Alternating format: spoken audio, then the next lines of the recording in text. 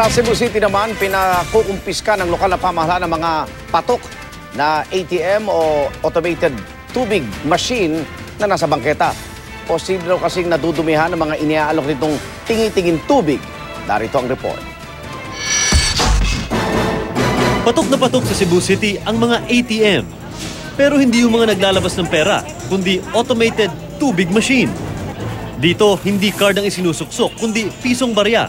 At ang makukuha, tingi-tinging tubig na pupuno sa isang maliit na paper cup tulad ng katukayo nito. Convenient din ang kakaibang ATM na ito na makikita sa maraming lugar sa Cebu City, lalo sa mga bangketa. Pero yan mismo ang inaangalan ng Prevention, Restoration, Order, Beautification, Enhancement o PROBE at ng City Health Department ng Cebu City.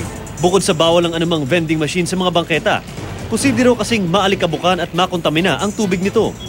Katunayan, sa 14 na ATM na kanilang pinalab test, 7 raw ang nakitaan ng bakterya. Kaya ang mga otoridad, pinagkukumpiska ang 35 ATM sa Osmeña Boulevard at San Siangco Street kahapon.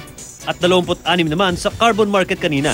Ikinakagalit ito ng ilang may-ari ng ATM. There's really no big deal with that. You know, you have to give some solution to the establishment because we are paying so much taxes.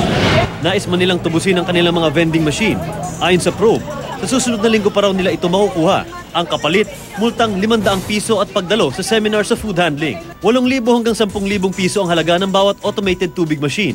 At dahil walang prangkisa, hindi tiyak kung ilang ATM na ang nagkalat sa lungsod. Kaya pinag-aaralan na raw ng lungsod na maglabas ng ordinansa para ma-regulate ang mga ATM na patok doong pamatiduhaw. Para sa Saksi, Mark Zambrano, nag-uulat.